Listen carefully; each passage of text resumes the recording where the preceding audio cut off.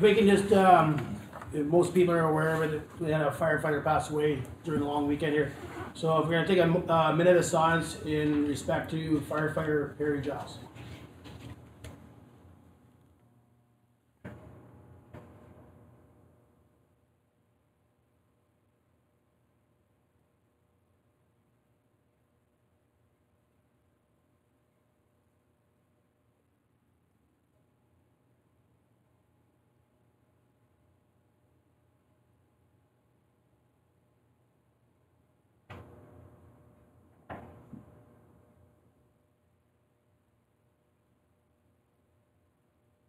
Thank you very much. Let's call the order regular meeting of council for Tuesday, February 19th, 2019. There's some changes to the agenda. I'll read them out and then we can make a vote to change it.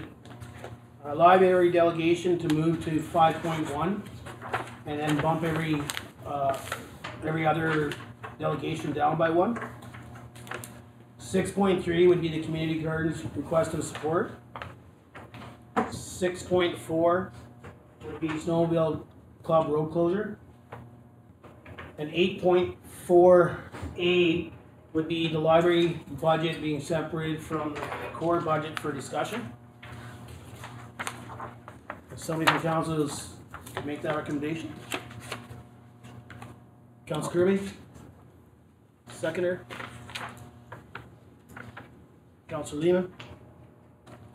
Discussion. All in favor? Opposed? Carried.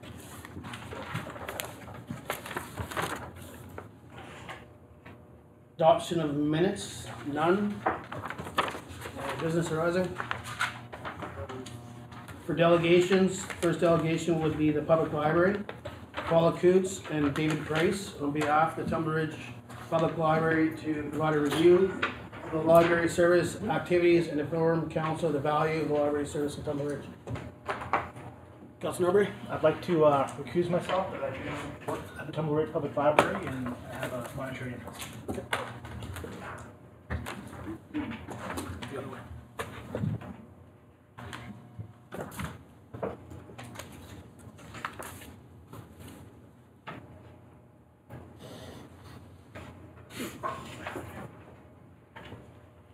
Welcome.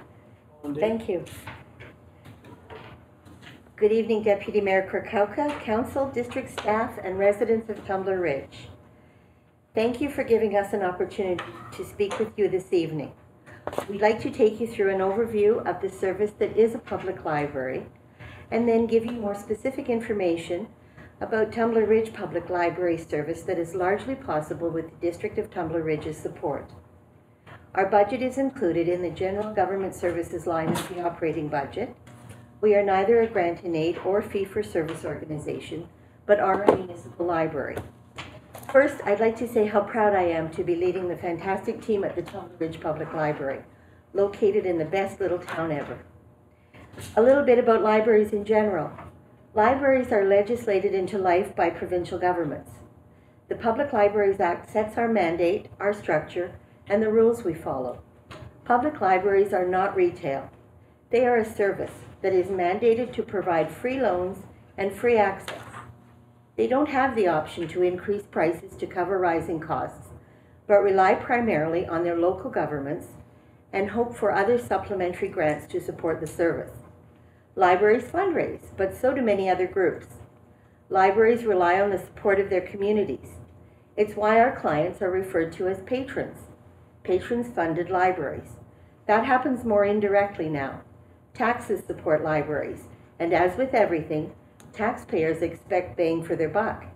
In Tumbler Ridge, your public library delivers. Libraries are ubiquitous. Say the word library, everyone has a similar picture. Books, books, and more books. Older ladies with little glasses, a bit of a musty smell, and quiet, intimidated users afraid to make a sound. Then you walk into the Tumbler Ridge Public Library. Yes, there are books, books, and more books. An older lady with little glasses, But our library is bright and spacious and happy and vibrant, and our clients range from infants to seniors. They come to borrow books, DVDs, magazines, ebooks, audiobooks, books on CD, picture books. They come to print, email, access the internet, use Wi-Fi, fax items out or receive faxes, get help with a resume, help with a job search, help with a social assistance or disability application. They come to have a snack after school, watch and listen to an adventure about someone's holiday in an exotic land. They come to create with Lego. They come to play and learn and listen to stories and sing and rhyme and learn how to interact with their children at play and reading books. They come to get help with their laptop. They come because they need a service. They need a service at all times of the day. They need a service to help them make an insurance claim, to help them find a book for their cold days when it's better to cuddle up with a book than venture outside. They need a service provided by staff who are helpful, who don't make judgments, who will go out of their way to make sure your phone will connect to our Wi-Fi. They need a service where they know their kids will be safe while exploring books, building with Lego, creating artworks, or playing Roblox. Libraries provide education in a non-threatening environment. Libraries are a large contributor and supporter of the digital revolution. By embracing technology, we give our clients an opportunity to explore technology they may have heard of, but not had a chance to experience themselves. Plans in 2019 to incorporate both green screen technology and virtual reality will help us contribute with other libraries in the province. Literacy does not refer only to reading books. Technological literacy is a key for individual success, now and in the future. Libraries refer to digital citizenship to encompass the wide variety of services available. In the recent Community Engagement Summary Report from December 2018, the executive summary says under major themes, quote, residents had many positive comments about the library, unquote. It goes on to indicate that 84% of respondents visit the public library. Since most respondents were 30 to 44 years of age, it's easy to extrapolate that a much higher percentage actually comes into the library. More than 200 people come through our library daily. I'm confident in saying we are the busiest service in Tumbler Ridge year-round.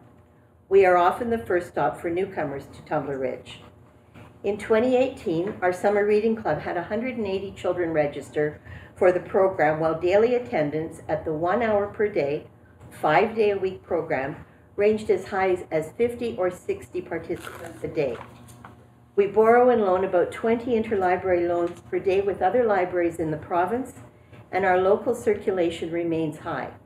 We remain a critical service in Tumbler Ridge, one that is clearly valued by our residents. If there is a quiet time in the library, staff are quick to take advantage of that time to prepare programs, crafts, order books, weed the collection, or do other preparatory work needed to provide our diverse services. We can't do it alone. In addition to financial support, we partner with many organizations in the community and appear at many events.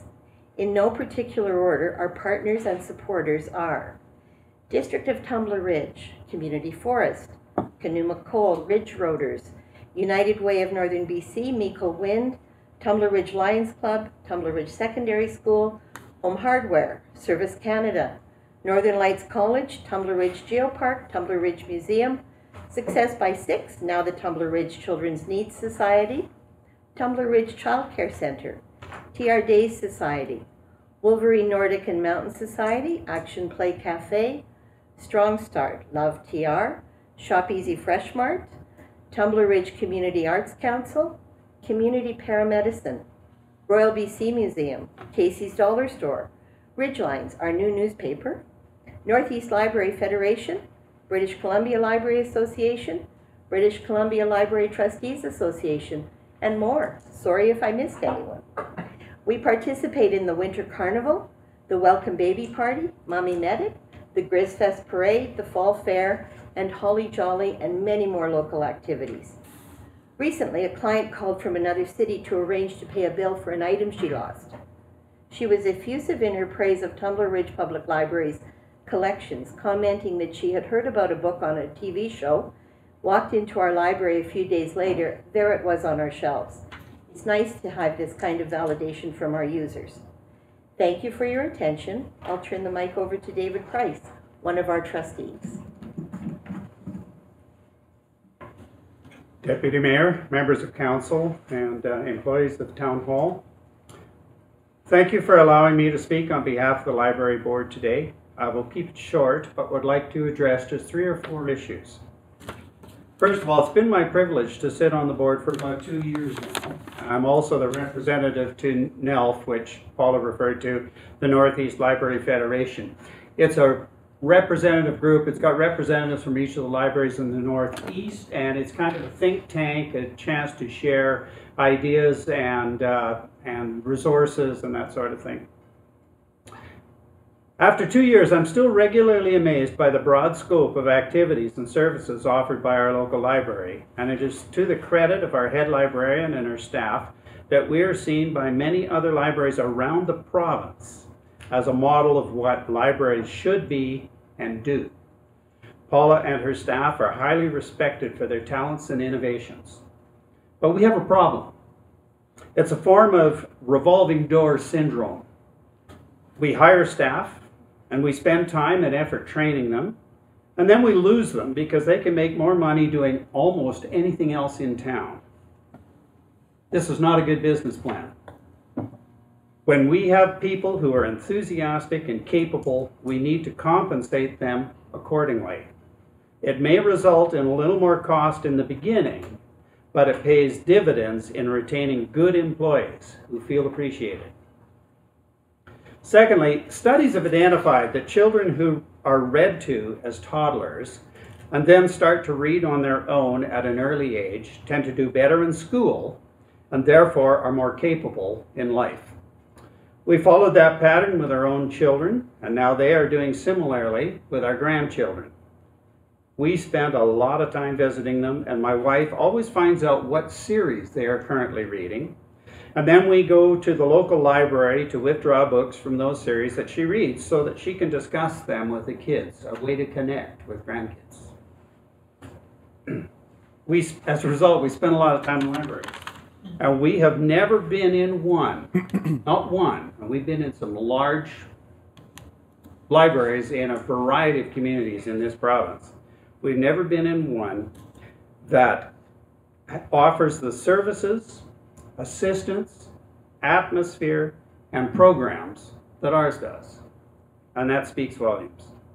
You have heard from Paula about the wide variety of programs, children's after-school activities and healthy snacks, assisting potential workers in creating resumes and job applications, helping people deal with bureaucracies and things like that. It's easy to say, well, the Ministry for Children and Families should be taking that, or Service Canada should be doing that, or whatever. But the truth is that they aren't, and they never will. They do not have the manpower to cover the bigger centers, let alone remote communities. Our library fills that gap and is highly prized by the people who need that help. Thirdly, I'm aware that over the past few weeks, many, but not all, of you have met with Paula to discuss services, comparatives, etc. And I thank you for doing that. For any of you who haven't yet done that, I would highly recommend that you do so. It is not possible to make reasonable decisions in the absence of significant knowledge. Also, don't draw your conclusions by what you hear in coffee shop conversations or on Facebook. Tumbler Ridge is a wonderful little town, but I have never been in a place where rumors grew legs faster.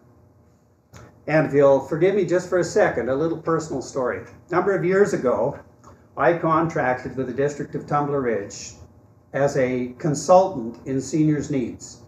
We were helping the town to go to a place where people could age in place. It wasn't designed that way. I had a terrific task force behind me, which I reported to, and we accomplished all kinds of stuff, adjusting bylaws so that people could modify their homes for easier access. We dealt with ministries to make sure we had clean air. We had worked with builders to make sure there was handicap washrooms and level entry and all of those kinds of things, all kinds of work. Yet within a couple of years, what I heard, by the by, that was coming out in public meetings of interest groups was that the town was paying me $100,000 a year and that providing me with a massive, wonderful office with all the latest technology. If that's true, you guys owe me huge amounts of money. The truth is, I billed an hourly rate that was less than I was making as a nurse educator for Northern Health, and with none of the extra benefits. I was working out of my basement in a small corner of our family room with my own computer, my own phone, all of that kind of stuff. I was allowed to bill for 15 hours a week, but I was on call 24/7 and was called and expected out and was meeting with ministry people and industry people. It was a community service.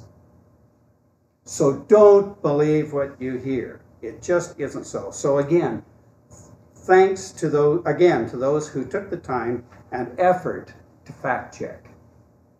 Now, one last thing. I'd like to share a little philosophy. I grew up in the 50s and 60s. My beautiful wife will tell you that I never grew up, but that's a tale for a different day. It has been painful to watch the slow but steady loss of support that make humans who and what we are. School programs have been dropped and support dwindled for things that we value because they don't make money. Symphonies, live theater, museums, and libraries are things that don't make enough money to support themselves, but provide things we value. And those things separate us from the beasts of the field. They demonstrate our humanity. And we need to approach them leaving our personal agendas behind. You may not be a reader, or may not need other services that the library provides, but which many people in the community are grateful for. I'm a musician who plays a pretty eclectic mix. As a result, while living in a major center, I used to attend symphony concerts when I could. However, if they'd had an opera company, I wouldn't have darkened the door. I'm not an opera fan. However, would I advocate to support the symphony but not the opera? Of course not. If enough people enjoy opera, then it should be supported as well. I'm an outdoorsman, and I spend as much time out there as I can. But I'm not into snowmobiles. Would I support building trails, creating campsites, building footbridges, but argue against ATV trails and signage and all the stuff that goes with it? Again, of course not. We need to keep reminding ourselves of who we are as a whole and what we value. If life only consists of eating, drinking, sleeping, and going to work, we might as well just become plow horses. With no disrespect to plow horses, I'm a country boy. They're a great thing to have. So please, please think about the things I've said as you move along in your duties to the community. And thank you again for allowing me to present to you today. Thank you both very much for coming as a delegation and giving an overview Thank you. of the stuff that happens in the library. Thank you. And open it up to questions for council. See any questions? Thank you. Questions, Bill? Thank you very much. Thank you. All right, moving on to 5.2, Tumbler Ridge Global Geopark Society. Dr. Charles Helm and Roxanne Gulick, on behalf of the Tumbler Ridge Global Geopark Society, provide information about the naming of Nesbitt Falls, the Health and Geoparks Project, and the 3D Medical Conference, and the request letters of support, and then extended invitation to council. So if I can just I've seen there's lots in this delegation. If we could try to keep it within the 15-minute time slot, would be great. Hi, thanks for having us today. And so this is a couple of projects that are dear to Charles's heart, and he and the board support him in going forward. Also, the naming of Nesbitt's Knee Falls is kind of a milestone as well. So I will turn it over to Charles, and thanks. Thank you. it looks daunting, but these are all pretty quick topics. Thank you. So if I can just address the Nesbitt's Knee Falls naming proposal first. Back in 1997, there were actually 40 geographical names that the Wolverine Nordic and Mountain Society submitted to the provincial naming body. Just about all of them were accepted. One of the very few that was not accepted was Nesbitt's Knee Falls, because it was named after a living individual. And tragically, just over 2 years ago, Don Nesbitt, after whom the falls were named, passed away. And the Geographical Names Board has a rule that once you're deceased for 2 years, then a feature can be named after you. So just very honored that Paul Nesbitt, Don's son, is with us today. And when I called Paul to commiserate with him, I actually made him a promise that 2 years after that date, I'd be trying to do this. And so what I'm doing here tonight is sort of keeping that promise, if I can put it that way. But very clearly, Nesbitt's Knee Falls is now well established. There are brochures all over the place, posters, it's on certain maps, and really there are no other contenders that we're aware of for this name. So we think it should be an easy case to make.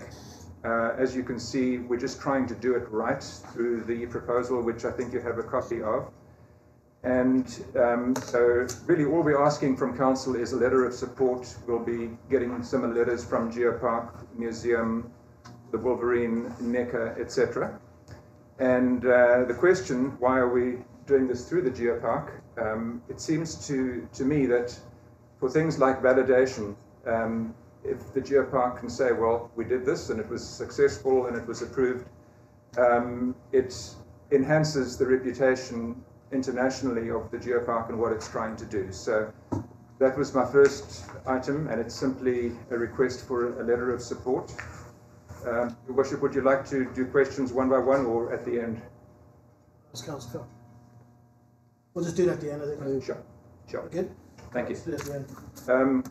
The second thing is also something which is dear to our hearts in the Geopark, and this is an application which we're putting in for $8,000 to the Canadian Geological Foundation. And this is for a thing called the health and well-being in the Tumbler Ridge UNESCO Global Geopark, but it's also the health in geoparks as a whole across the world. And you might have heard of that mantra which says, think global, act local. We're turning that around. We're saying, think local, act global. And this actually creates a rather amazing opportunity for Tumbler Ridge to have an influence not just in Canada, not just locally and regionally, but in Canada, but across the world through global geoparks. The background here in 2016 in Torquay, we had a Global Geoparks Network meeting, and the theme that UNESCO chose was health in geoparks. How do the two connect? There were 150 presentations, of which only 5 addressed that topic. That was very disappointing to the Global Geoparks Network. They'd expected many, many more. And I was one of those, and another one was the keynote speaker, so there were only 3 others. So it was disappointing to them, and I actually spoke with the leaders at that point and said, if we try to do something in Tumbler Ridge, how would you feel about it? And they said, please do it, because this will be of benefit to the entire world, not just to Tumbler Ridge. So essentially, there are 4 modules which we have created: eat well, move well, live well, etc. And we combine cutting-edge evolutionary biology science with First Nations insights. In a brief nutshell, that's what we do. And we've created something really unique. First Nations Health Authority, I'm meeting with them next week to try and ask if they will come on board as well, because that will increase the chances of our success significantly. But CC UNESCO is very much behind this. I'm meeting with Sarah Gamble tomorrow to discuss approaching them for funding as well. They've virtually offered to help translate these modules into other languages for us, which would be quite a cost if we had to try and do that. And the quotes and comments that we've had from the leadership in UNESCO are incredibly positive.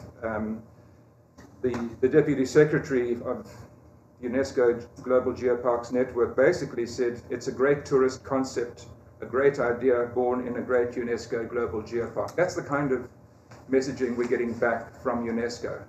So again, we're applying for $8,000 to put this into practice from the Canadian Geological Foundation, and I wanted to just bring yourselves, council, up to date on this, and again ask for a letter of support for this project as well. The third item is more for your information than anything else, but it's just that once again we are planning to put on the 3D conference, which is Drugs, Dinos and Dinner. It's the medical conference. It's become the biggest medical event ever in the Northeast. It's a project which is done in partnership with the Geopark and the museum. It basically brings the best of all the groups out and creates something which is absolutely unique for attenders to the conference. And the response we've got, the feedback we got previously is this is unlike any other conference anyone's ever been to, and it's the best. So we're hoping to continue that tradition this year with some very exciting talks, bringing speakers from as far away as Boston. And the other thing is there's only one industry involved here, and that is Kanuma, which is supporting us with some funding again. In other words, there's no pharmaceutical industry. That's critical. What we're trying to do in this conference is get away from any industry bias or physicians being influenced by industry, so we're simply going with the evidence. It fits very well with the Health in Geoparks concept, and some of the things we're trying to do here, just for example, there's a Northeast Medical Advisory Committee, and we meet on the phone every month. Once a year we have to have a face-to-face meeting. So I've pushed for, and we had a doodle poll which confirmed that is happening the day before the conference in Tumbler Ridge. So the face-to-face meeting, all the physicians and allied professionals in the region is happening here the day before. So we tag it along with the conference, and we're trying to do something similar for the Division of Family Practice, that they need to have a team building day sometimes. So why not do it in combination with this? So we're trying to make this bigger and bigger. One of the single most important things we're doing this year, we're getting a patient advocate give a 40-minute talk on what it's like to be a patient.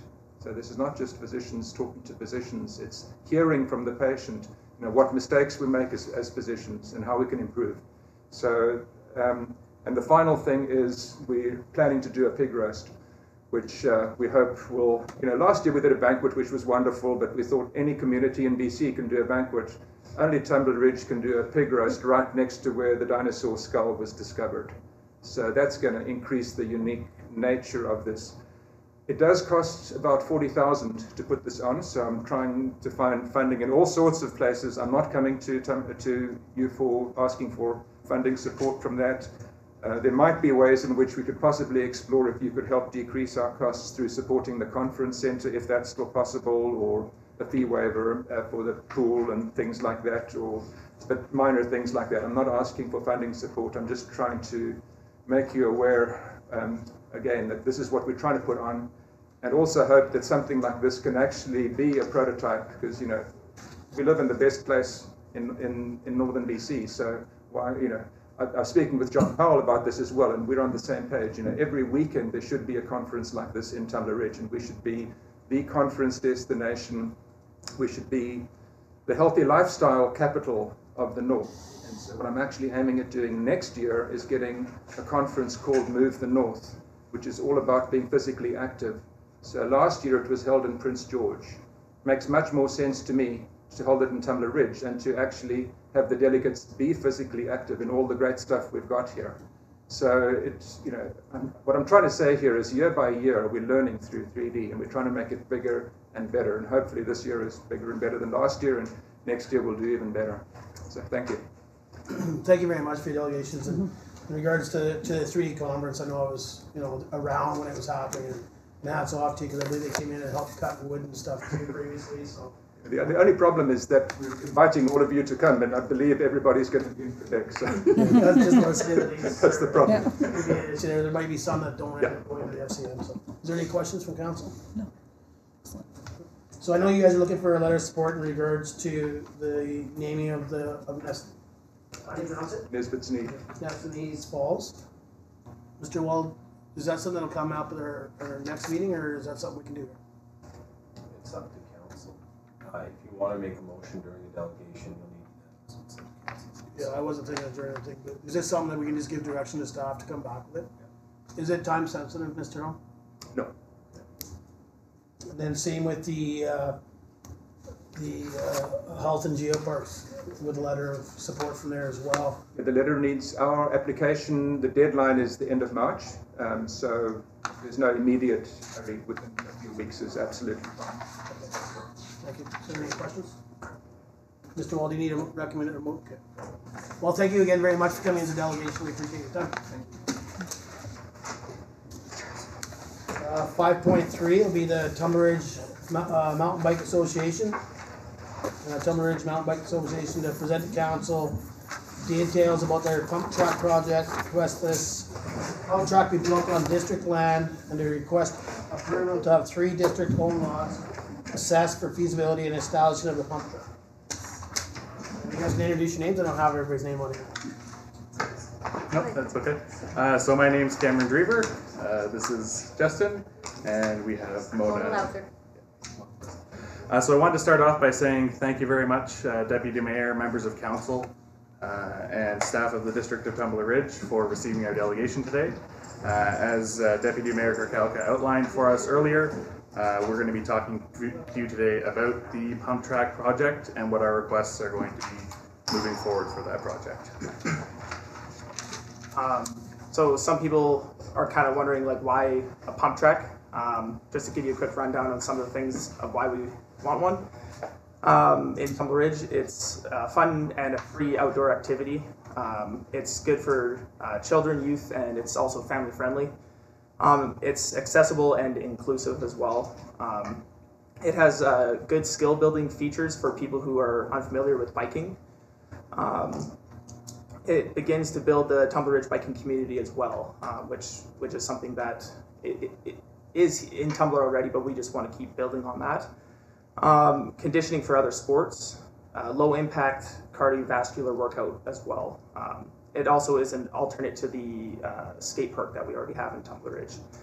Pump track project features that we would like to see as well. It'll have a multi-line pump track, which is just a little bit larger. It'll have a skills park area, signage, fencing, and picnic tables and benches, and as well as garbage bins. So a few of you, I think, have seen what a pump track is before, but for those who have not, want to add everyone? Awesome.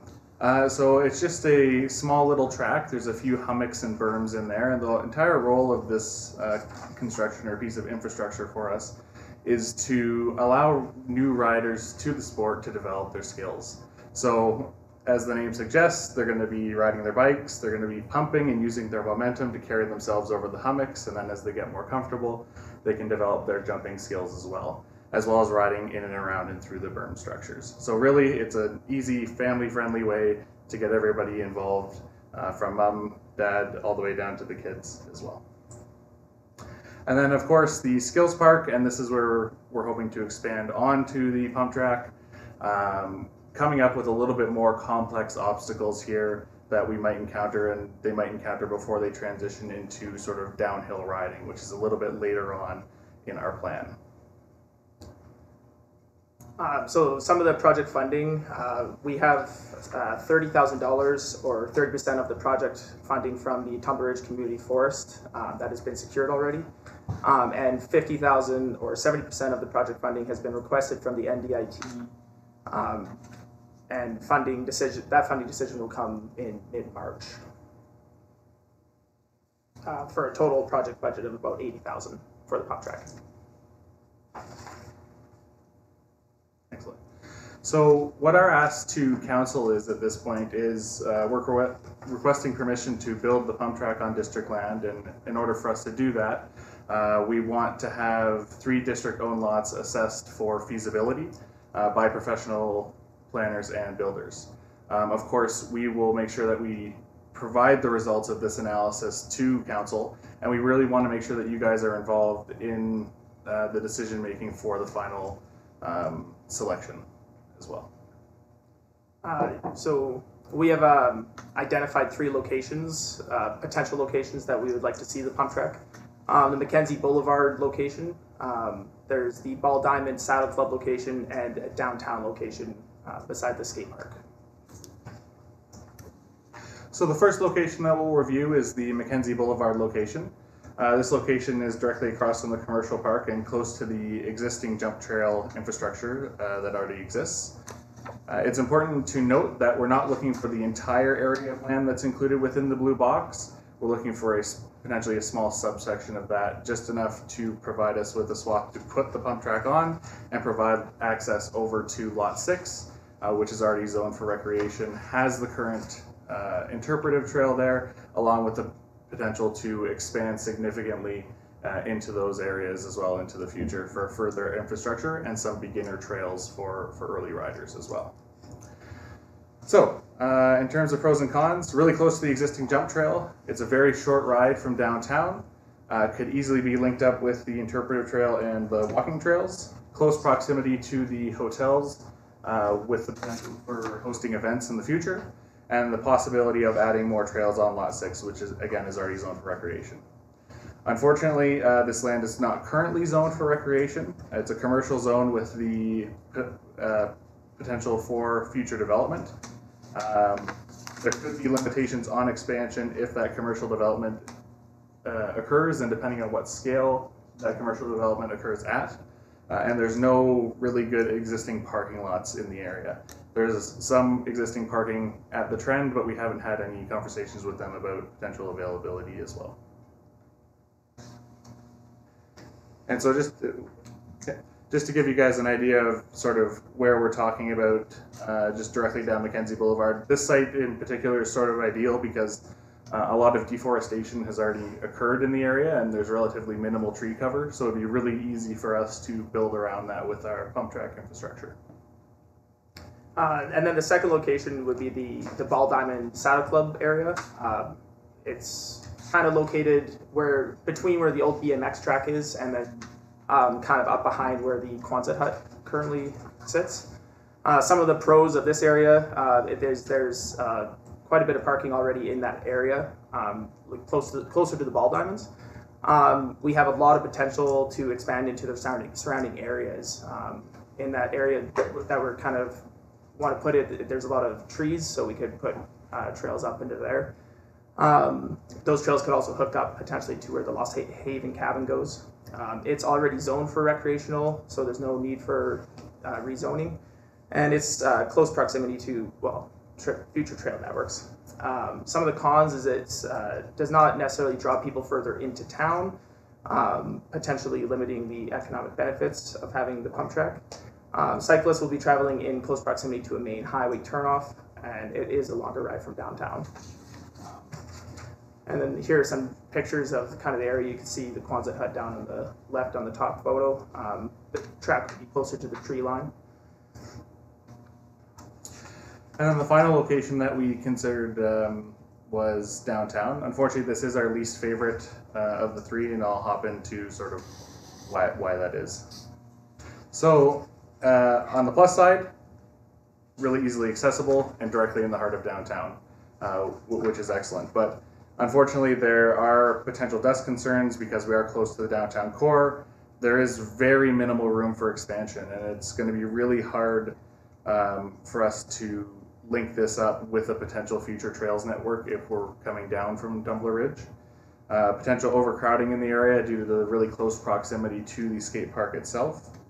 And it is a current snowbank area which poses drainage and water concerns, and that's going to be a significant challenge to overcome because most of the pump track will be of earthworks construction, and if we have additional water pooling or flowing through the area, it could significantly increase the maintenance costs for the pump track itself year over year. So I think everybody's pretty familiar with the area that we're talking about. The other downside to this is that unfortunately there is still some trees in the area, and we're not necessarily going to be able to integrate the pump track directly with that. So we will have to take down some additional trees within that area. So we will be hiring professional planners and trail builders to build the pump track according to the International Mountain Bike Association standards. And they will be built features such as fences and benches with long-term durability in mind. Long-term sustainability will be considered during the build to reduce ongoing maintenance as well. We foresee The following ongoing maintenance will be required, like mowing and weed whacking, garbage removal, raking, and dirt packing to ensure that the pump track remains smooth flowing. The district will become the primary organization responsible for ongoing maintenance of the pump track. The rough annual maintenance cost is calculated at about 10% of the build cost.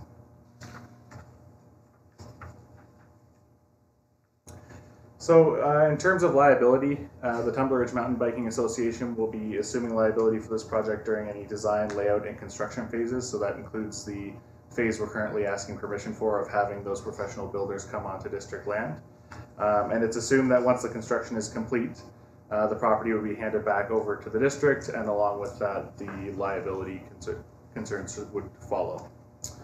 From an insurance perspective, the TRMBA will ensure that we have the minimum of the $5 million general comprehensive insurance in place prior to starting any work on district lands. And we currently have a fee-for-service application in for those insurance costs, but I do want to say that even if that fee-for-service is not approved, it's not prohibitive to this project proceeding forward, as we are pursuing a lot of different avenues, fundraising, and other resources as well.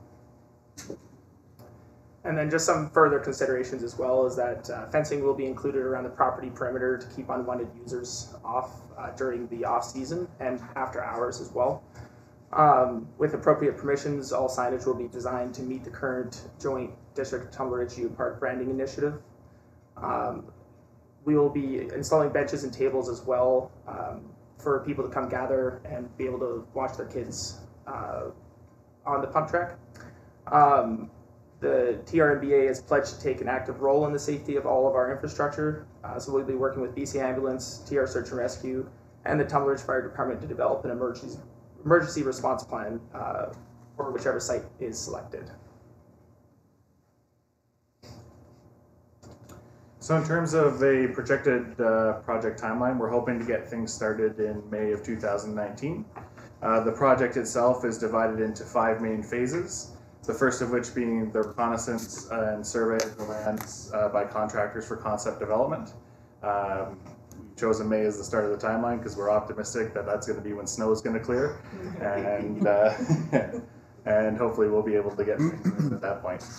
From there, we'll be requisitioning the required materials for the pump track construction, doing the layout of the pump track structure, construction of the pump track, and a parking lot as required depending on which site is eventually selected, and then beautification of the area surrounding the pump track. We want to make sure after we're doing all these earthworks that we make it a real gathering place for the community. So we'll be doing a little bit of reforestation, putting in some benches, and just making it a general gathering area for the community as well.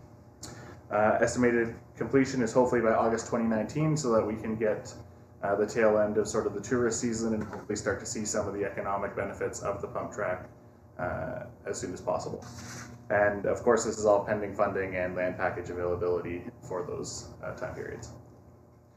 Does anybody have any questions? Thank you guys very much for coming in, the delegation, and being well prepared. Any questions from council? Yeah, so let's make a comment there. Like, I'm not crazy about the downtown location either. I think that's going to be too small for you guys.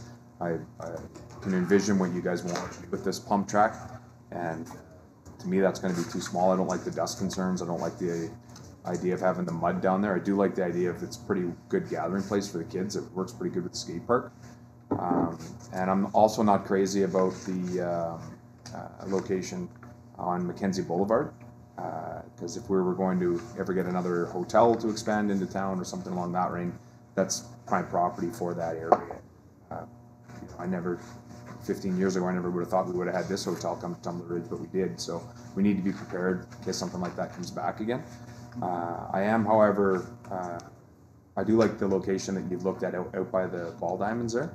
I would suggest, for my own opinion, is maybe you guys continue to look for additional areas around town. I don't know if you've worked with district staff already in locating some areas, but there may be some other areas around town that you may be able to find that, I don't know if they're zoned properly yet or not, but that may, the downtown core area definitely works better. You know, a lot of these parents are going to have a hard time letting young kids go out when we have bear season come around and let them go rip around on the pump track out there, right? But another potential area is actually the old BMX track. I don't know whatever happened with that, but we used to lease that to, I think somebody had horses out there, and I think that that's recreational land that can be utilized as well, right? So, but good presentation.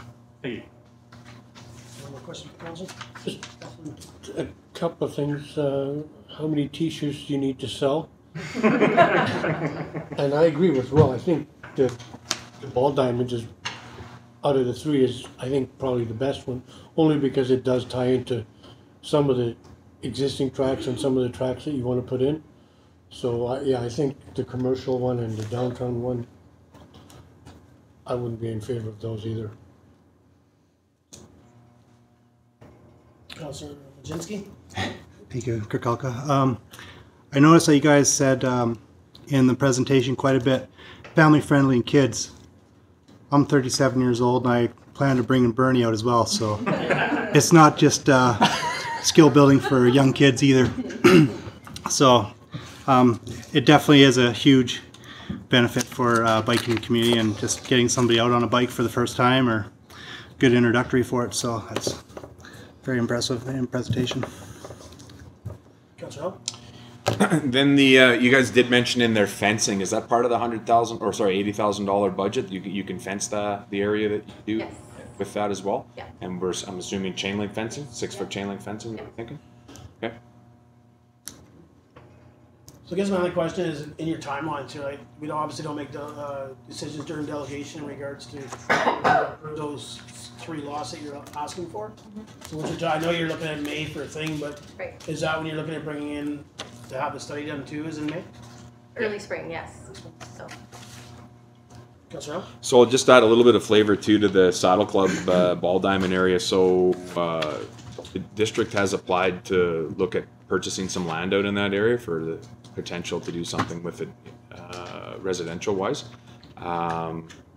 So I don't know how that would overlap. So I don't know if you guys have had those conversations with staff already, but that would definitely be something that you'd want to venture down that road and just see how that would play into what we were looking at out there. I don't know if ours is directly behind that or that portion or whatnot, but I would definitely recommend you to get in with staff and see if they can potentially find you any other areas that may be around. There are some other areas, I think across the highway out by Flappet Falls is a good area as well. Gravel pit out there that might be work for you, but stuff like that, you know. More question? So I just got a couple, and I know you mentioned the one on Mackenzie, and I know a couple councils already mentioned they don't like that. I actually think we already have something down there, and you're saying that you're not looking at taking the whole chunk over. If you kind of, I guess my idea would be, it'd be nice to know what size you're looking for, because there is some undeveloped land that's behind that, where I know at one time there was somebody looking at purchasing, but they didn't want the valley. I'm assuming you guys don't want the valley either, but it just, that would depend on how much you want for on that side, in my opinion. So I don't know if it'd be worth coming in and talking to Mr. Wall and then what Councillor Howe said there in regards to some of the land that we're already looking at, maybe doing residential lots out there. That could come out as an issue too open this out. Any more questions? All right, thank you very much for your presentation. Thank you very much Sure for you your hear time. from staff.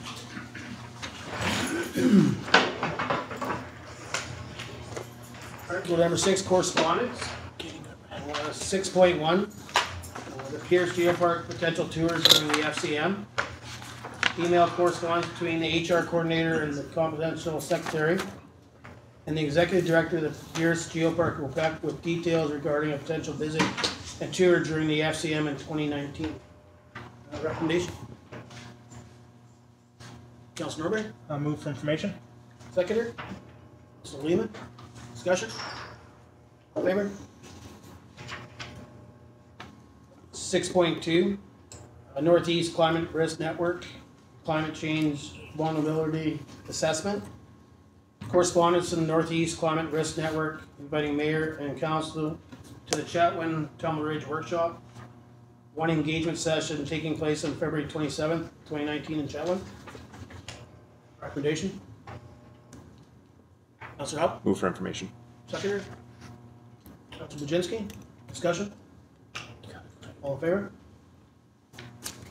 Carried. 6.3. That's the letter of support from the community garden. That was a late add-on to our agenda, and I think Mr. Wall supplied it on our wickets. So the community garden has been successfully operating at 255 Murray Avenue, beside the PRPRC for 9 years. We're a volunteer organization that relies on operating funds from memberships, fees, plot rentals, grants, and private donation. Garden plots are beginning to deteriorate and need to be replaced, and the irrigation system needs an upgrade. We're applying for a $34,000 grant from the community spaces and request a letter of support from Mayor and Council. Councillor Norbury? Thank you, Deputy Mayor Krakowka. I'll make the recommendation that Council gives a letter of support to the Garden Club for the grant for community spaces. Second. Councillor Norbury? Any discussion? Councillor Helm? So are we not supposed to, look at these things first and then get back to them in an additional meeting? Is this a time-sensitive issue? My understanding is it's got to be in for March 1st. And all they're looking for is a letter of support from council. No money coming from us. Any more discussion? All in favor? Opposed? Carried. 6.4 is the PR reader writers. Again, I'm not going to read it all. It was produced to our desk, and they're looking at doing a Sled Town Champion Ride on March 2nd. Looking to have some roads closed downtown, so Southgate and Isles Way. So my understanding, you're going to use the Roxanne parking lot, and they're going to ride out to the TV tower. So they're looking, I don't know if I put the paper, but there it is. So they're looking for that as plus. I know they're asking for a fire pit and road closure. So there's a thing there that would cost some unbudgeted salaries. Anybody wants to make a recommendation? Okay, I'll put the recommendation on the floor. The council approves the temporary closure along Isles Way, including Southgate, and adding a fire pit into the Roxanne parking lot for the Snowmobile Club Celebration Ride. And that council approves $270 in unbudgeted salary costs for these closures. Seconder? Councilor Kirby? Discussion? Councilor Al? Also, is this another time-sensitive issue? Yeah, it's March 2nd. So this came in, so just so council's aware, this was sent into staff, I believe. It was sent from a phone, so it went into a junk email. I received the map last night from Mayor Bertrand, who received it from Randy Cutler via cell phone yesterday evening. And when he said the map was there and it was in our agenda, I was sending notes back saying I don't have it in my agenda. So when I came in and talked to Mr. Wallace after this morning, he checked his email and it wasn't in his as well. So the staff did find it in a junk email, but it was sent to staff February 11th. It was missed due to being in junk. So I just think, I think it's a great thing. They did win the Sled Town with obviously the support of residents and non-residents that voted for them. They're looking for a small closure to do a ride and then have a hot dog roast afterwards. I believe pictures at Town Hall or something, I believe. You're aware of that? So, I fully support it. Any more discussion? Councillor Helm? What time? How long? When's it going to be shut down? During what hours? Mr. Wall? So the ride's going to start about 9 or 10 a.m. So we're going to coordinate with them. We're going to shut down the street just for their exit. And then they're going to come back. They're going to inform us when it's time for them to come back. We're going to shut down the street again for their entry. You can do all that for $270? More discussion? All in favor? Opposed? Carried. Sorry.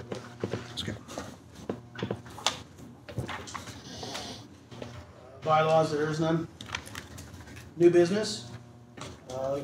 Grant aid and fee for service request. A report from the Director of Finance dated February 19, 2019 to provide council with 2019 grant and aid and fee for service applications. Recommendation? Councilor Kirby? That council receives this report for discussion. Seconder? Councilor Norbury? All in favor? you want to start off, Councillor Kirby? Thank you, Deputy Mayor Krakowka.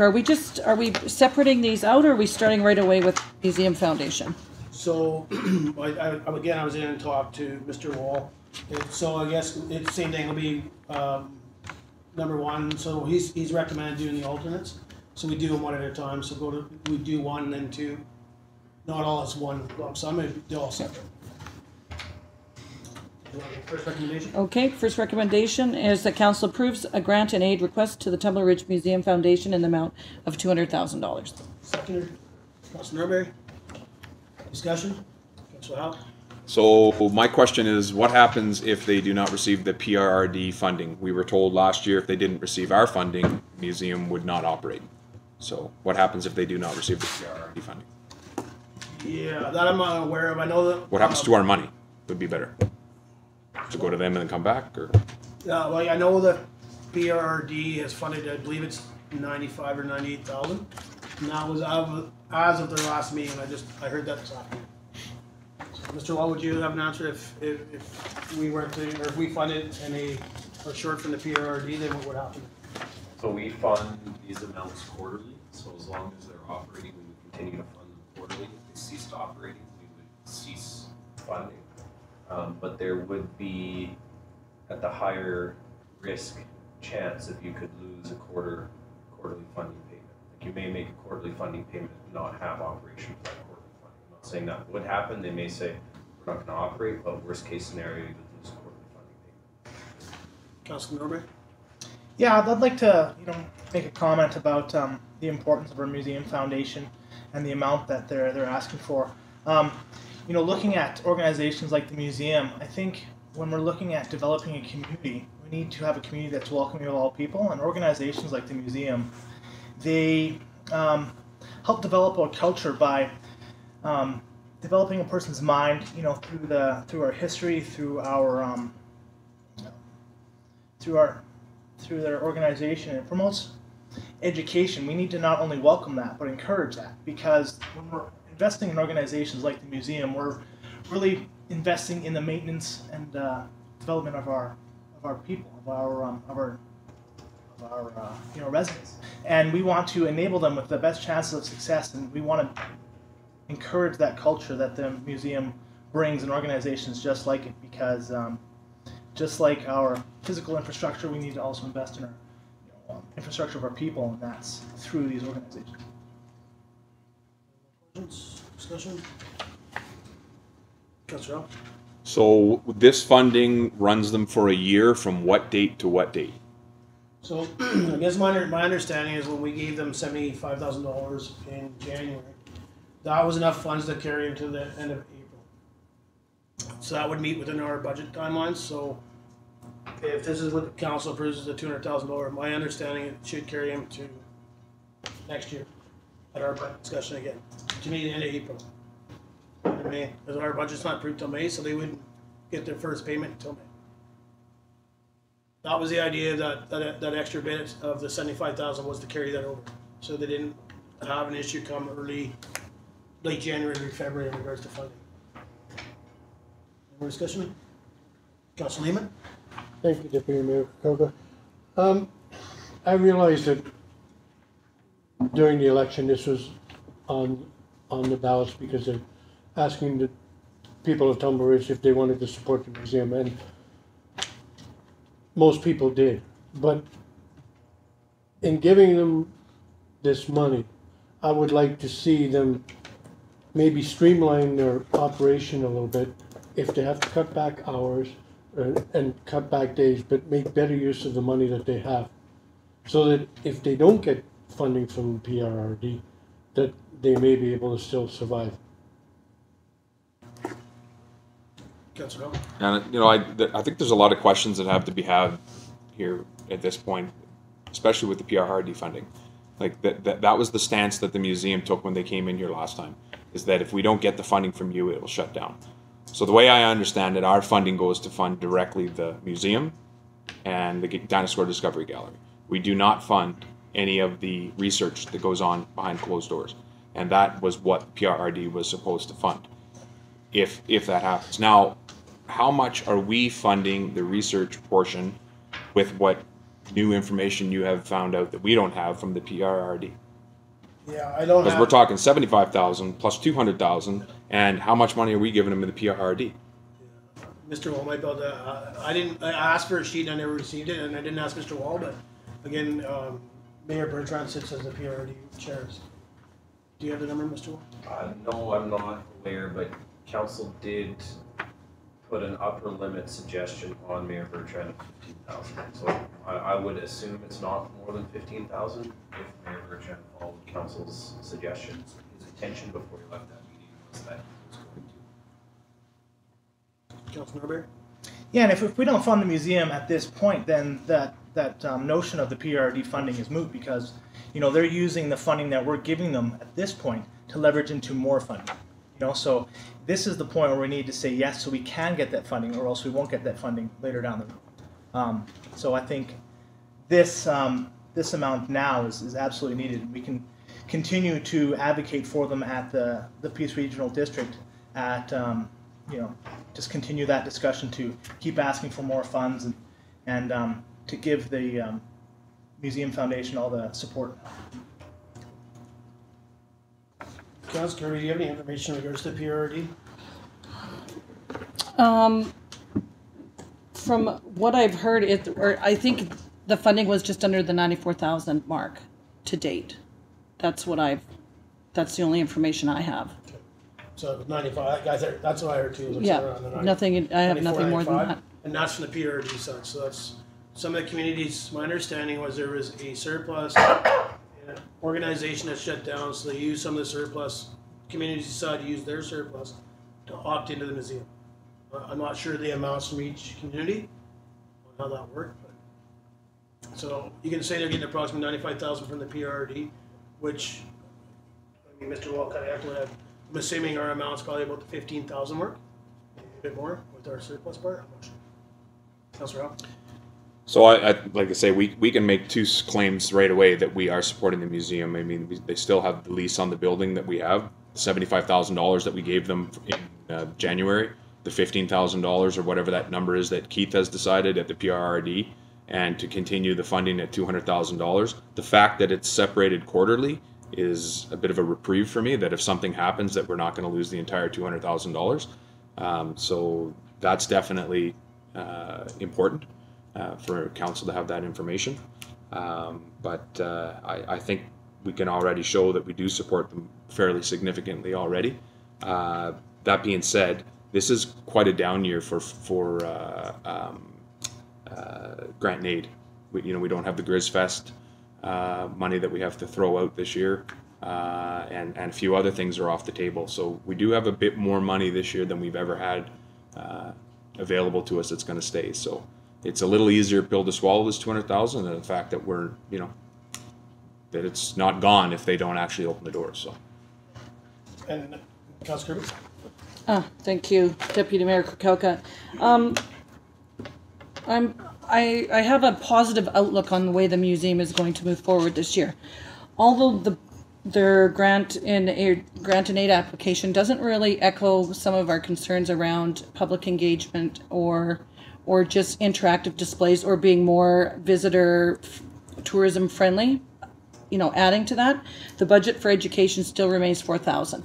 So I'm, I want to go ahead and move in a positive direction with them, but also there are some things that aren't being met that we were really looking to as a council on what we see, especially when it comes to tourism. And they've also changed their mandate, which now says they're dedicated to the conservation, preservation, research, and display of British Columbia's fossil heritage and Tumbler Ridge history through science, historical archives, and public education. We undertake these activities while maintaining the highest possible professional and ethical standards without bias. That's a great mandate. But our mandate was for tourism. So I don't know where this kind of leaves us. I want to support it, but also I'm a little bit leery, and is like, are we going to see the changes that we wanted to see previously? Yeah, so I was actually going to talk a bit of that too, is because when that did go out in regards to the election, it was on there about making it more child adult friendly and stuff like that. When you have a education budget that hasn't moved. I don't know how they're gonna do that. I echoed the same thing when I read the report, that it just seemed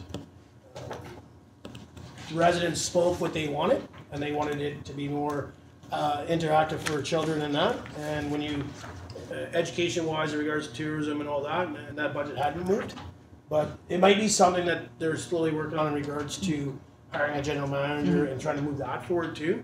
So, but I did read that in there, and I didn't have a chance to talk to Teresa, but I know what you're right now. I feel the same way. So, Councillor Kirby? Just one more on that. It's really positive that they're looking at hiring the managing director. I think that's going to be a positive step forward in the daily, in engaging the public and kind of reaching out to those levels. The thing is, we might not see that this year, and it's it's still a big ask.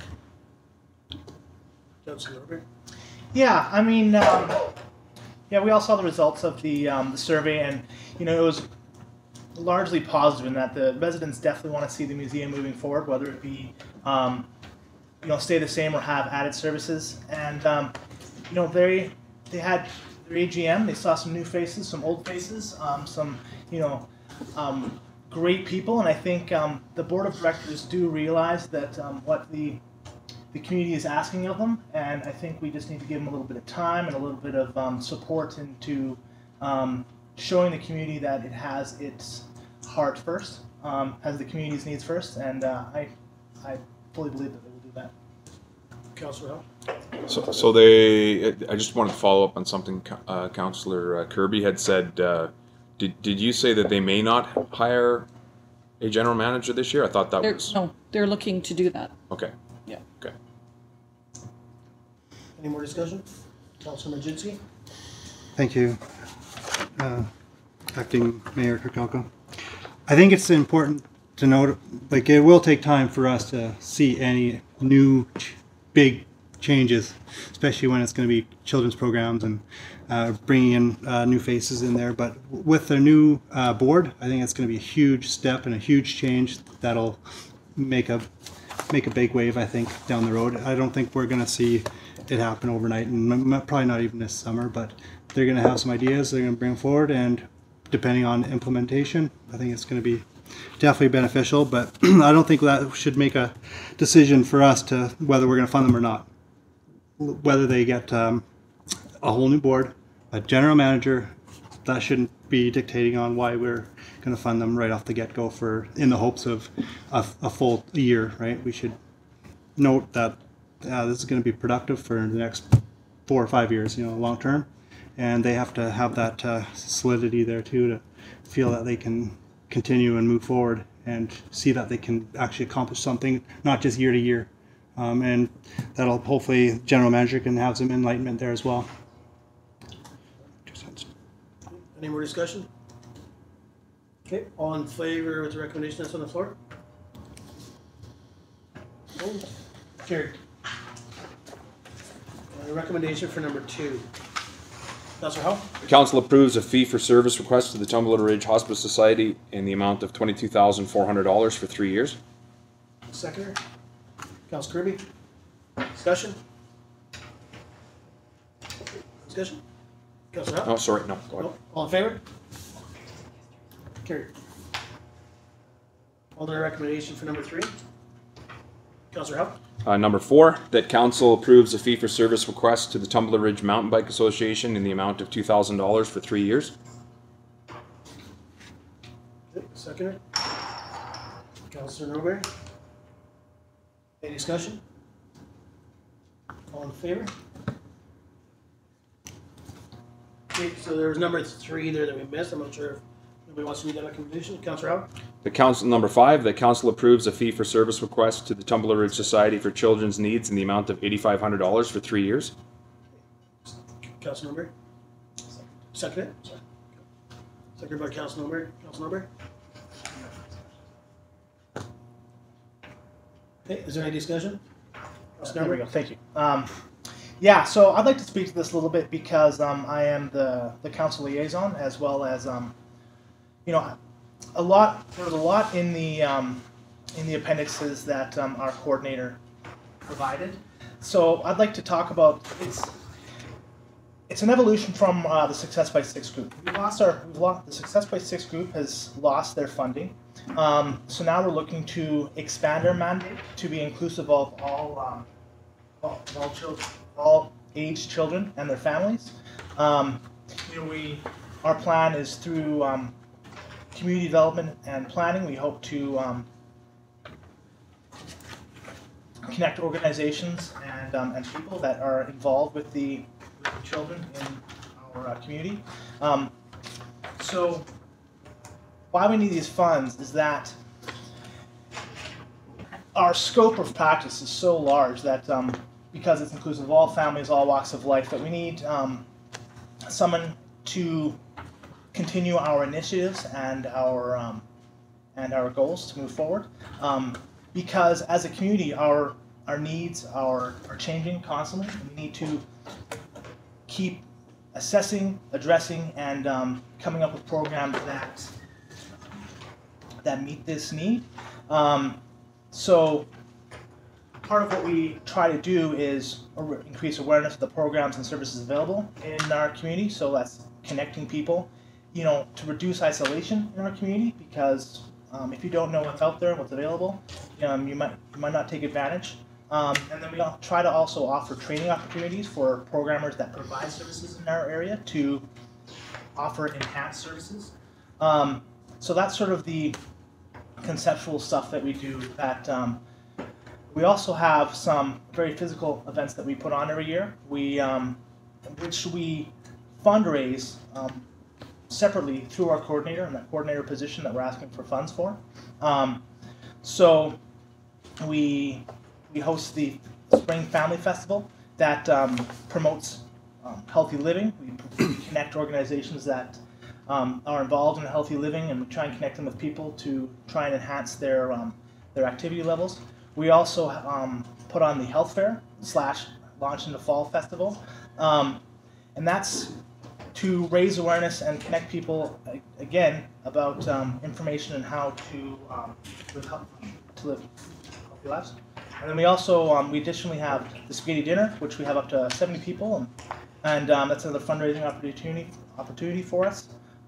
We also collaborate with the TR Library for the Welcome Baby Party, and many local events that the District of Tumbler Ridge puts on. Our coordinator is out there promoting or the previous Success by Six organization, and we want to continue that with the Society for Children's Needs. There's rarely an event that you don't see someone representing our board, which we're transitioning into these events. We're very active in the community. Don't disagree with you. Any more discussion in regards to that? Okay. All in favor? Carried. The recommendation of Councillor Norbury. That council approves a grant aid request for the Tumbler Ridge Mountain Bike Association in the amount of $45,000. Seconded. Councillor Kirby. Discussion. All in favor? Number 6. Anybody? Councillor Howard. Number 7, the council approves a grant and aid request for the Tumbler Ridge Search and Rescue in the amount of $50,000. Seconded. Councillor Kirby. Discussion. Councillor Lehman. This is to buy a truck. Are they still going to pull the trailer, or are they going to use the trailer, or just use it? That's the truck is all they're going to use. I'm not sure if we can bring back to the delegation, but I believe my understanding is it's to have equipment on the unit they're looking at buying, but also that trailer is an asset with other stuff that would not be on the truck, is my understanding. But if I can remember back to the delegation. I thought that this was a portion of the funding that they required to buy the truck. They're looking for a $100,000 grant from somewhere else as well. So this is in portion with that. I just thought that they could use the trailer for sort of like a command post. You pull it out there, it's heated, it has power and whatever else on top of the truck. I'm just wondering. Yeah, I believe that's their. I mean, I can't remember the delegate, but I believe that was their concept was that trailer. Okay. Any more discussion? All in favor? Carried.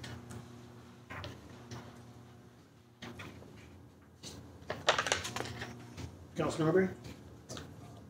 Number 6, that council approves a fee-for-service request to the Tumbler Ridge Lions Club in the amount of $6,000 per year 1, $10,000 per year 2, and $40,000 in year 3. Let me second this, Councillor, Mr. Wall. Thank you. Sorry to acting Mayor and to the council. This reads wrong. It should actually be a grant need for a $6,000 proposal 1, $10,000 proposal 2, $40,000 proposal 3. All of the plans are meant to take place this year. It's just written out wrong here. So it's proposal 1, proposal 2, proposal 3. And I can't be more specific than that because it doesn't, the way I read the application is $6,000 is for The host at the Aboriginal Day event. Yeah. $40,000 is for the cabins. And $10,000, I'm not as clear exactly what that's for. So that's what came out of our discussion this morning. We had that.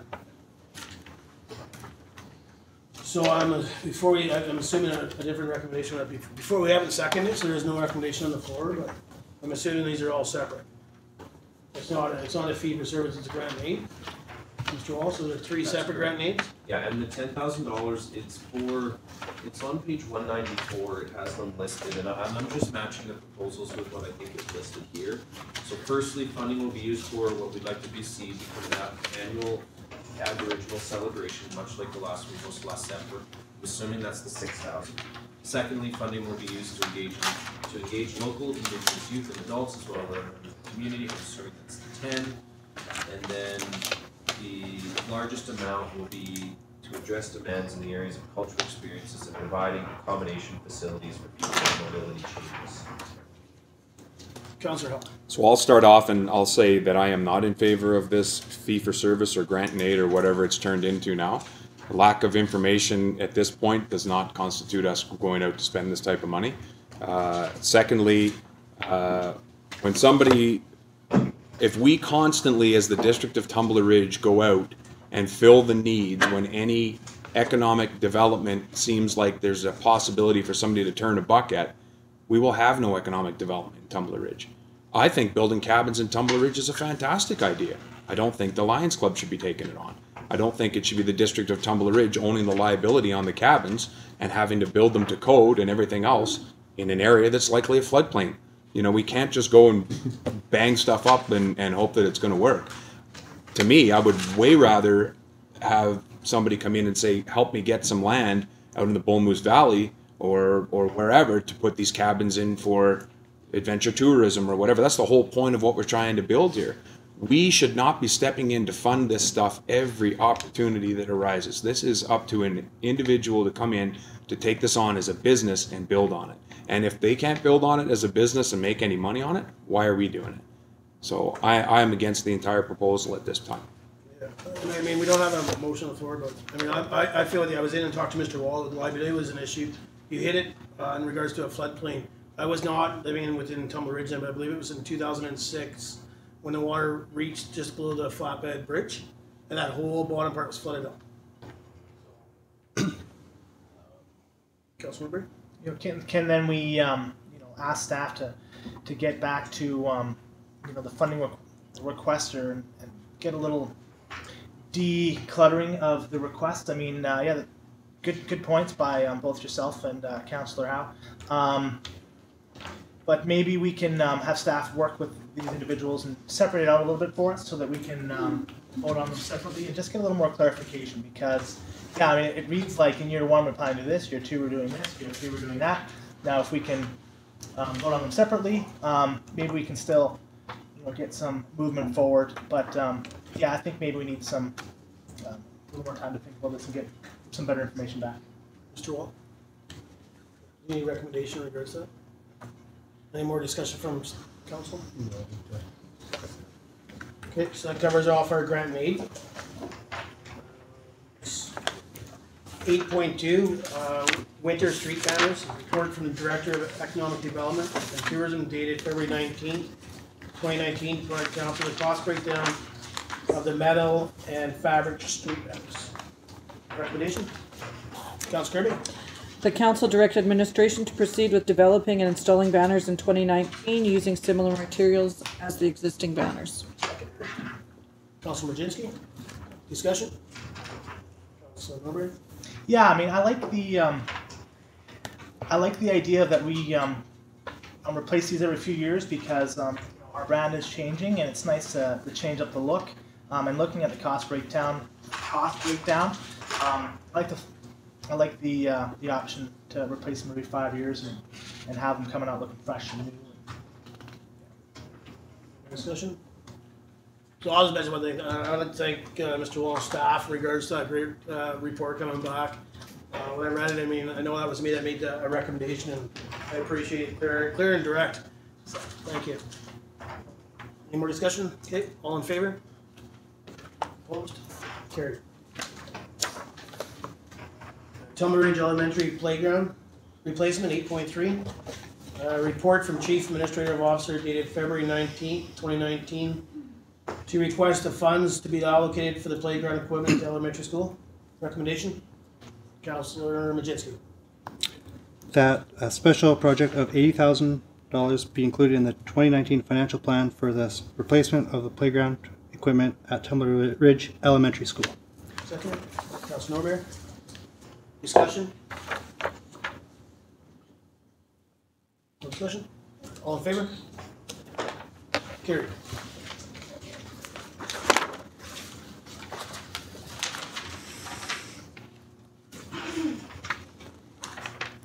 So 8.4A, this is one that we added earlier, and that's going to be the library budget discussion.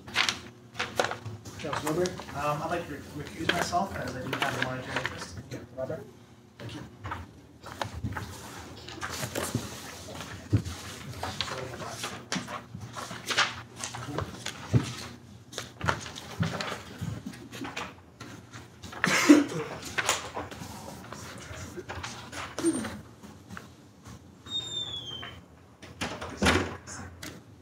Yes, there's no recommendation in this on our agenda. I'd asked for it to be separated due to just the comments that came from council in the previous talks we had.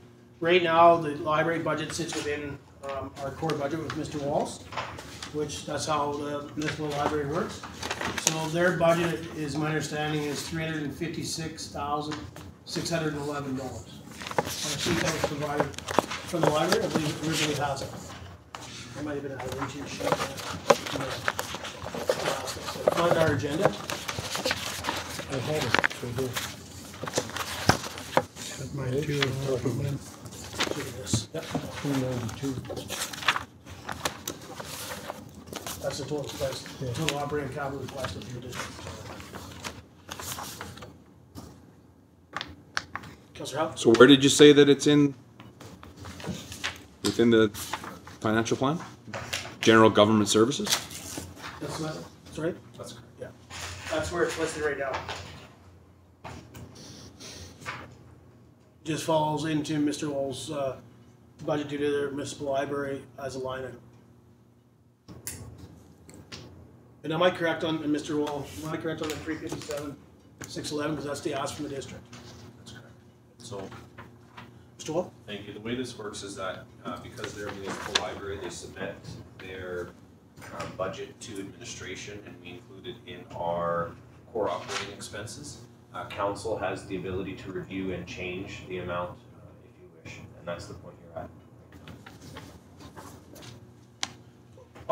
There's no recommendation, unless somebody wants to put a recommendation on the floor before we start discussing, or if you want, is it okay to discuss before recommendation? Alright, we're gonna discuss it first. I don't wanna do a whole bunch of different recommendations and we're voting and discussing and then making a new one, because the recommendations are just gonna be on the fly, unless we leave the total the same, and then we'll be calling back Councillor Norbury and just voting on Mr. Wall's budget. I was in talk to Paula, I don't even remember what day anymore. So I broke it out, and there's some things in here that they're doing, and it actually works out to be, and this is just a ballpark number I'm throwing out there, it's about $35,000 to $38,000 they're asking for wage increase. Now, it is not a 10% wage increase across the board, it's close to that. So whether it's 9, I mean, Paula was here as a delegation, and they didn't really discuss the sheet, they discussed what they did, so I didn't ask the questions then. and I don't plan on asking that. I'm just gonna go with what I remember. So it's not quite a 10% increase across the board, and I know other councils been in to talk with her. They have one head librarian, 2 senior clerks, and then another senior clerk that also is not only a senior clerk, but also does programming. They have 5 on-call scheduled / clerks, so they're on call, but there's also, they get scheduled shifts. 5 students approximately, and they have 2 summer students that they apply for with a grant, for a grant from the government. So I'm not sure if anybody has anything else to discuss. I mean, I know their wages and stuff like that. I'm not sure if people got that information, but I did ask those specifics. So I know what they make today. I don't know the individuals, but I know what those positions make. Councillor Majinski. Thank you, Acting Mayor Krakowka. I was in today, talked to Paula. With the numbers I seen and spoke to her about, the $36,000 under capital expenses, $4,000 of that will be for a green screen and VR, so something to do new and improved, something to change there. So that's actually on par with what they've done in the previous years. So it's in 2017, I should say. So and then also in their operating expenses, another $4,000 will be off because of a conference they would like to go to, which happens every 2 years. And I think that's absolutely important for them to go to, just for the networking. And there's obviously going to be some talks there as well. So that price would, or the ask there would come down another $4,000. So that's $8,000. So, and then my calculations was for wage increase would be $23,000 was what I came up in around. So they're 321,611. That includes their project that you mentioned, is my understanding from my meeting.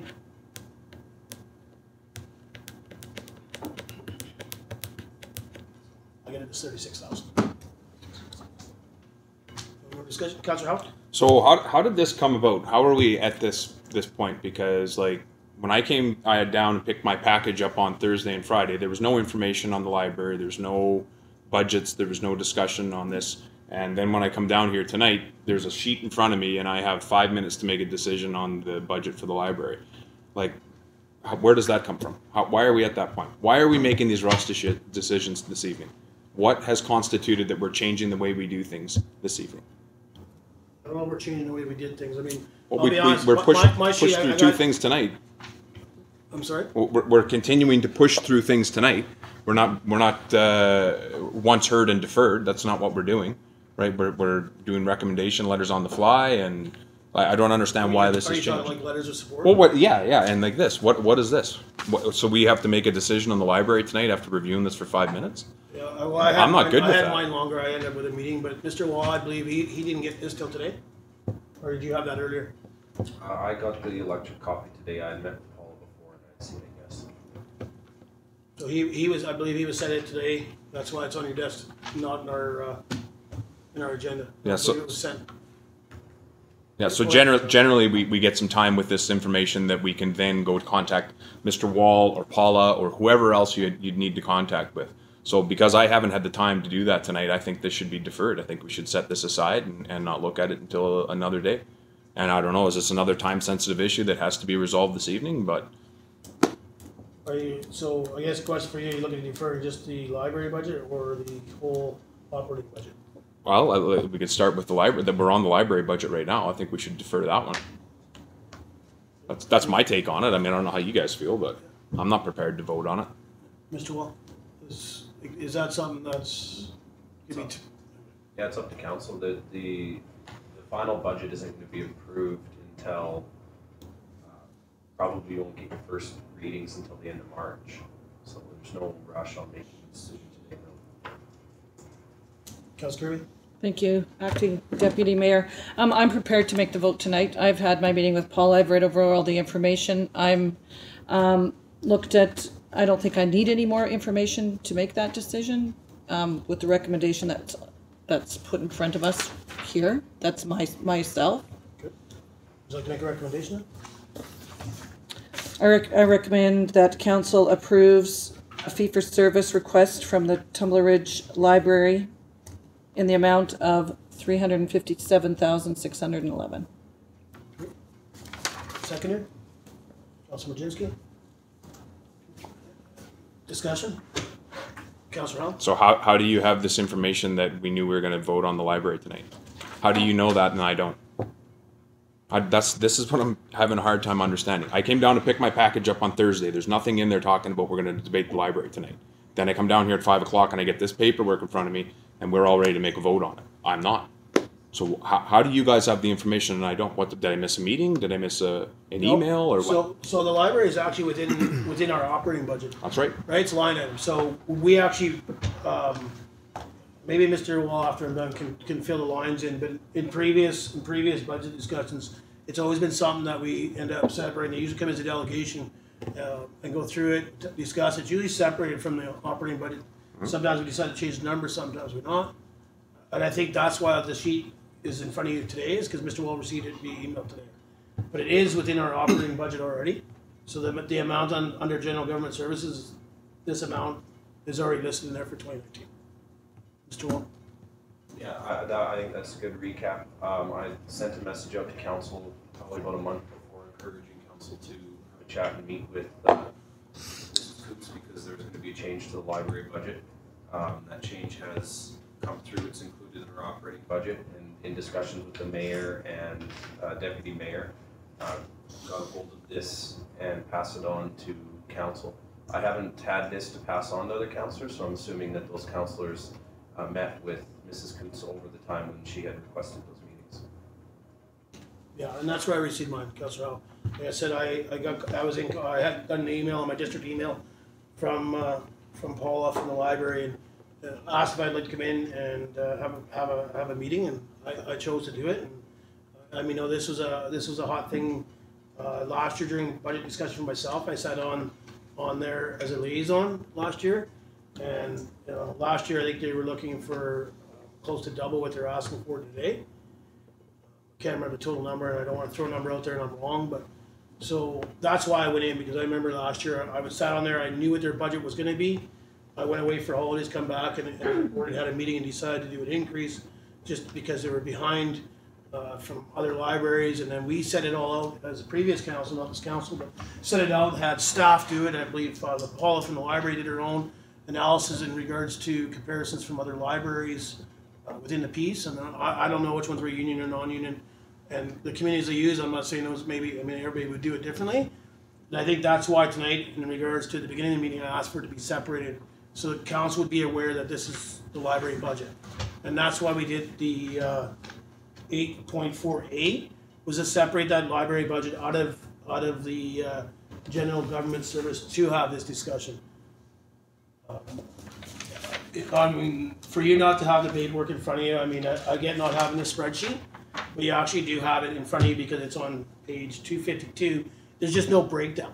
There's no breakdown. Like, there's no breakdown for any of those. Yeah. Like, I mean, like, to be honestly, I don't, and I'm not going to get into that. I'm not going to ask Mr. Wall if I can get a breakdown on how much public works is in here for labor. Like, it's in there. There's a total, and that's where when the municipal or the public library became a municipal library, 6 years, I don't know how long ago, 7 years ago, whenever it was, it became a municipal library and put in as a line item within the CAO's budget. Mm-hmm. And then previous council, which I sat on, we had it broken out so we could discuss the budgets, like on those aspects of it. Mm-hmm. I mean, if you have questions, I mean, I feel comfortable. I'll get a vote from council, but I'm comfortable enough to ask Paul to come up if you have questions directly right for her. If he didn't have, I mean, sometimes we don't have all the time to meet, and I get that, but I mean, I can try to answer some of your questions, and other councillors that did go to the meeting might be able to answer some questions. What's wrong? Sure. So generally I deal through Mr. Wall. That's where I get my information from. That's where we start, right? Yep. So this is a 10% increase in the budget, right? So no, so it's approximate. Oh yeah, did you do the percent? I did. I put it just Not at wages, 10%. percent of the budget. I'm not talking about wages. I'm just okay. I only want to. I know. Well, it's.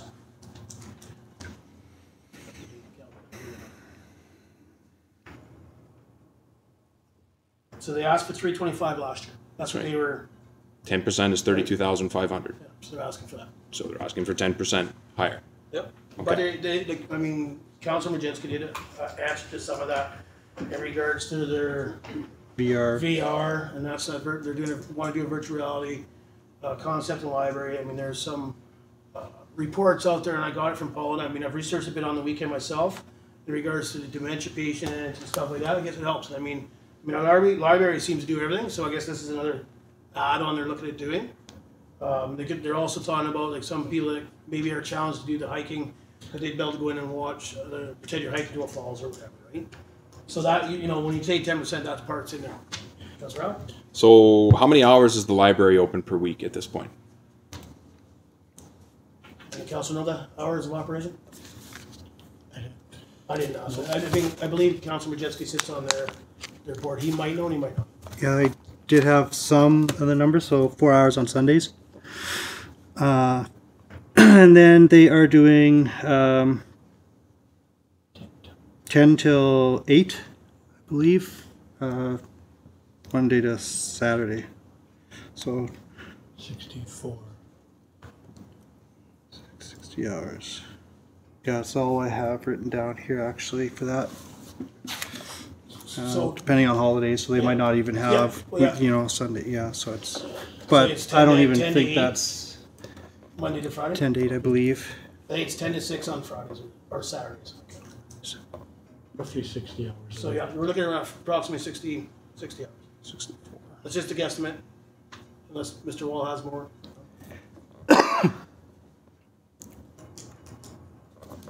So I know I did actually kind of get it into place a bit. I did a friend, and she came up to visit on the weekend, and she actually has a friend that works at the library at Fort St. John, so they actually had quite the chat in my house because her friend came with her.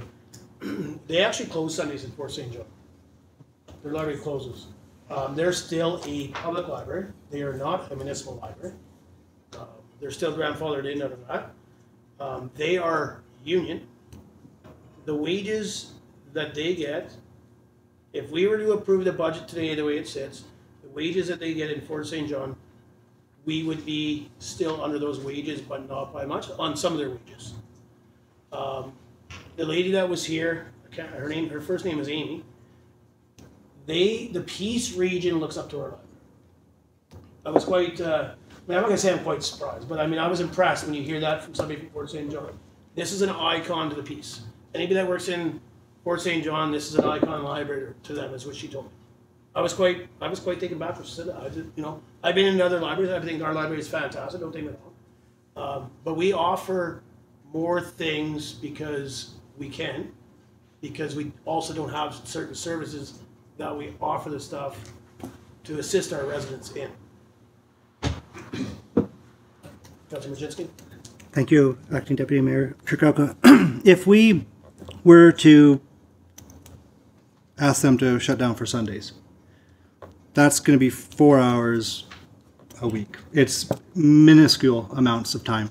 And then say you cut down the hours every single day by 2 hours a day, even then, that is minuscule amount of money for the staff time that goes into there on a daily, weekly basis. Like it's not that much. So I don't understand why we'd have to get into the hourly rate of all the staff members and how much hours they're putting in, because it just doesn't, I don't see it, how it justifies saying no to the amount that's been requested. Like, and you guys even came up with the 32,000 that they're asking, which is higher, but that doesn't include the 4,000 in the VR and the library conference, so that's another $8,000 off. So that's where I came up with the $24,000, right? So I don't know. It's so it's not above and above. You know, it's not even 10% up from previous years. So. Any more discussion? Councillor Lehman? The only thing is, they were, or one of the complaints is trying to keep staff because you're competing with the mine. If you're going to try to compete with the mine, good luck, because you can't. And if that's something that you have to get people that I think. So it's the debates with council. Yeah, well, no, they have. Because the delegation already happened, we could have had that. I'm just being honest, I know what you're trying to direct it, but the debate should be with us now. Yeah. They've had their delegation, and the debate should be with us. But, and that's what I mean. I mean, they need to find people that are passionate about that job and find the right people so that you can keep them. You know, instead of having somebody come and say, oh, you know, this is a fill-in until I get somewhere else. Thank you. Thank you. Thank you. They're not fighting with wages with the mines. They're fighting wages with the school boards. There's, you know, every other position in town, the gas stations, everything. You know, it's minimum wage. It's going up, and they're having to compete with that. And so the balance isn't very fair when you have a librarian and then you have somebody that's coming in as a summer student, and the dollar wage difference is so little. Like, how can you justify keeping somebody on long term if, you know, they can be just a summer student essentially? So what's a summer student make, if I may ask, Councillor Wojcinski? Depending on if it's through the district or wherever, right? Well, I'm just talking the library. The library. You say they're competing. You're just saying their staff competes with their summer students. So are the summer students making more when they come into the library than the regular staff does? Well, it'd be very, well, no, but it'd be very, you know, it wouldn't be comparable. Like, say you got a full-time position there and a summer student comes in, they're only making $2 more than the summer student with no training, and then they're gone in 2 months, 3 months. I don't think that's very reasonable. Is there any more discussion? Okay, call the question. All in favor? Opposed? Carried. If we can get Councillor Norbury so I don't forget him this time. Yes?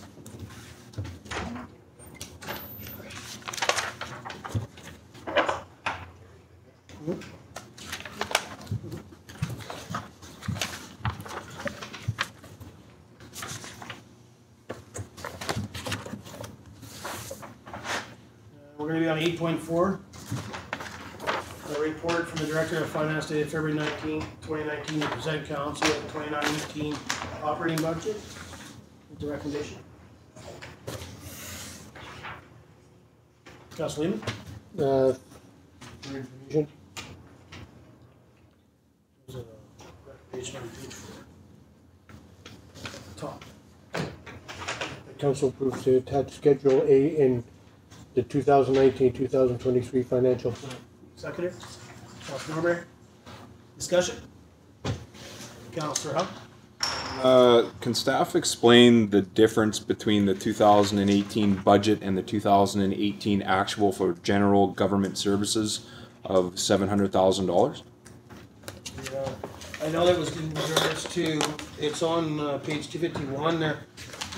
I read it as well, so that's why I just caught it. I'll go back to staff, but much of the difference comes from funds not paid out in 2 external groups. This includes the final payments of monies held on behalf of Site 18, and the grant writer position was allocated to the Chamber of Commerce. There was combined missing expense of approximately $600,000. Yeah. Are you with that? Or Yeah, no, I'm aware of that. I just don't understand the Site 18 portion. I don't. Okay. Councillor, sorry, Mr. Wall. So the district still holds a number of monies in trust for the meeting of obligations between the district as well as HD Mining. And so that's what those monies represent. We had anticipated a full payout of that amount this year. That has not taken place. We anticipate a full payment of that.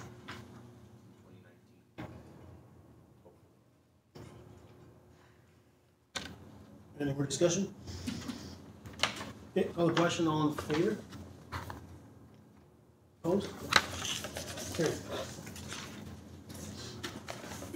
Schedule of meetings.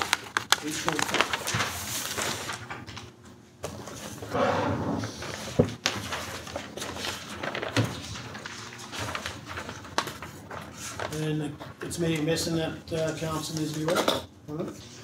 Any changes?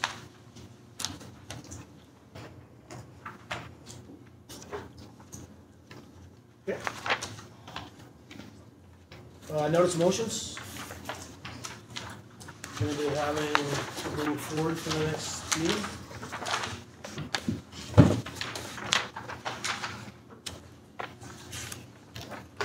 Sorry, I'm looking for one. I meant to circle and I forgot to. I might just bring it forward later then.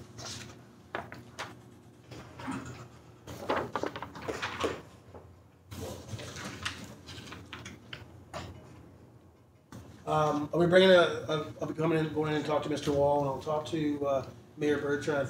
But I'm going to be looking at bringing forward, it's on page 259 of that. It's very bottom, establishing a single labor pool of public works. I'm going to be bringing forward a notice of motion that we move that to a high. And I think I'll be able to explain it more once I go in and talk to Mr. Wall and Mayor Bertrand. But I think it has to do with our discussion last week in this snow removal and hearing that we could be having some concerns in regards to when people are off sick or personal reasons. And I think this might be something that council would like to see move forward so that we have more staff would have more availability in the public works department. Any other notice of motions? Councillor business? Any councillors got anything? Councillor Lehman? I had a couple of telephone calls from people regarding the share shed down at the dump and the state that it's in, and also the business being in a residential part of town. Did you sure are you aware of any? Yeah, Mr. we Wall? are aware of issues with the share shed. We're doing our best to clean it out. One thing I can say, the issues we're having with our share shed are issues with every share shed. There's always complaints. We're trying to find the balance of keeping things long enough that if somebody finds value in them, they can take them. If there's no value, we get rid of them. I can say we get complaints both ways. People upset with how things are taken out, people upset with how things are left in, so we are attempting to find that balance. As far as residents, businesses operating in the residential areas, there are businesses that are approved to operate in residential areas. If there is a concern that somebody's operating outside the zoning bylaws, they should get in touch with me or Chief Curry and let us know where and when, and we can take a look at that. I can't remember, do we have any temporary use? We haven't. We do have a few temporary use permits as well to allow businesses to operate outside of the zoning, so it may be one of those if we can find out, and I wouldn't say to do it in an open meeting, but if we can find out, we can look into it. That's why. Anybody else? Council business? Yeah. Question and answer period. The press first. Mr. Ernest? Yeah. From the gallery? Any questions? 12 resolution closes, none. Adjournment. Councilor Kirby? Motion to adjourn. Councilor Jensky, all in favor?